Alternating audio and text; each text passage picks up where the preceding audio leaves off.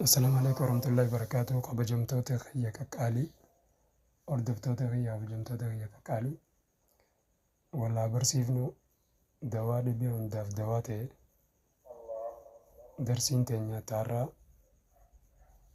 درسين تانيا ولا برسيفنو دوادي بيون داف دواتي تيت حالمتي ففتين جردي أما اللي ديما رامباني ديمي وان إني دواتي فقاتا إني دواتي حالي ستي تجاجل من سنرتي أسو جرا بارتي أفرتمي أفرق بينه كاتانتي ديمان ولا نمن أفرتمي أفر جرينه أفرتمي أفر را خدا أفر حسني دبرزينه ألرجي كيف غاستر كيف مراتو داف إنه قلبي داف جني داف شيطان بقى خيسا قبادان كما قلبي غنيا كاتاتي فيدمنو ديمان دبرزينه الحمد لله تنرى خدا شنا فايزيتي بارتي خدا شنا فايزيدا درسي تانية تعرب بارتي خدا شنا فايزيدا سنر جراج بارتي خدا شنا فايزيدا رتي لكم نتيرا if والله يانو تكانما والله يانو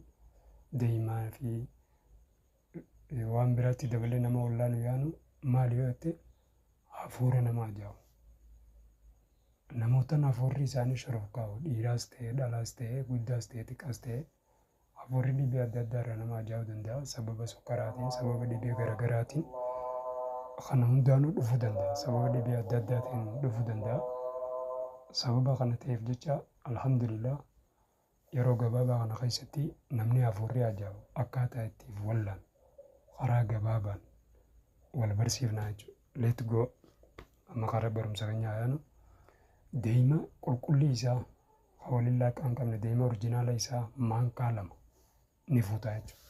Maankuma nyaata fayyadamnu kana abbaa lama. Deema maankaa lama fuuteeti bishaan burcuqqoo takka fuutee waliin laayixee hoggaa deema maankaa lamaa fi bishaan burcuqqoo takka waliin laayixee booda waliin danfistee jechuudha. Bishaan kanaa hojii deema kana danfistaa jechuudha egaa waliin laayixee booda. Dawaa maaliiti?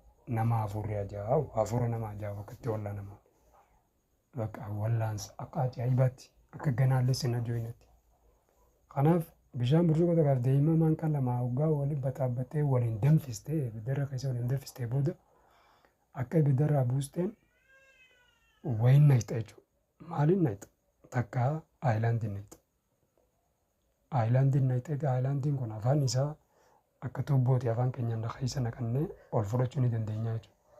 Aayilaandiin naqxee aayilaandiin naqxee aara isaa akkasitti irraa ol ba'u sana ni beeka namoota shishaa dhugan akkatti dhugan ni beekani shishaa dhugaasin jechaan jiru akka nama ol harkisuutti aara isa irraa ba'u sana ol fudhattanii jechuudha afaanitti hoggaa ol fudhattee booda afaan kan kee keessatti ukkaamsitee akkasitti isaan hoggaa afaan kan kee keessa aarri oowwan bishaan deemaa ijoollee danfisuun si seena sana akkasitti ukkaamsitee teessanii ammaas gootee ofirraa baastee ammaas haaratti ol fudhattaa jechuudha. Adeemsuma kanaani irra deddeebitee ganamaa galgala fayyadamta hanga afurri ajaan sirraa kututti. Oduu waan biraatti akka hin fayyadamin aaruma deema bishaaniin laaqamee danfisan irraa ol fudhattuun sirraa qat dhaabbataa jechuudha. Alhamdulillah. Bara gabaabaa.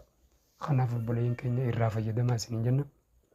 YouTube keenya kana sabiskiraabii laayikii godhaa, sheer godhaa, sabiskiraabii godhaa, gaafii fi yaada qabdanis nuuf haayaa.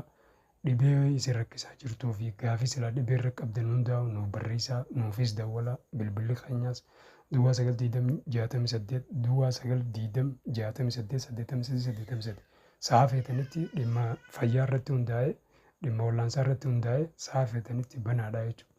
Mari'achuu dandeessan gaafii qabdan gaafachuu dandeessan miiseejii nuufis katabuu dandeessan. Kanaaf hedduu galatoomaan isiniin jaa yaada qabdanii fi gaafii qabdan nuuf dhiyeessuu qabdaniif hedduun isin galatoomfadha. Akkasumatti hanga darsii 15ffaa irra barannee 16ffaatiin walitti deebinutti ilaa hanga darsii 44 deemu deemna. Nu hordofaa isiniin jenna warrootan darsiin hanga 15ffaa irra baranne kana dura isin dabres YouTube kanarraa jala gad deemtanii ilaaluu dandeessanii. Akkasitti alhamdulillah galatoomaan isiniin jaa rabbiin yeroo hundaa'u sa'a tana keessatti haala nu mijeessee warra waan beeku waliif dabarsu nu haa godhu isiniin jecha du'aa inaaf godhaa bakka jirtanii waan hin beekuun isin rakkattanii jechuu dhibdeedha. Kanaaf isinii fi nima manuma keessanii fayyadamtanii jechuudha odoo hora biraan deemne. Galatoomaan isiniin jaa yaadaa fi gaafii qabdannaa barreessaa isiniin jaaladha. Salaamu alaikum warahmatullahi wabarakatuh.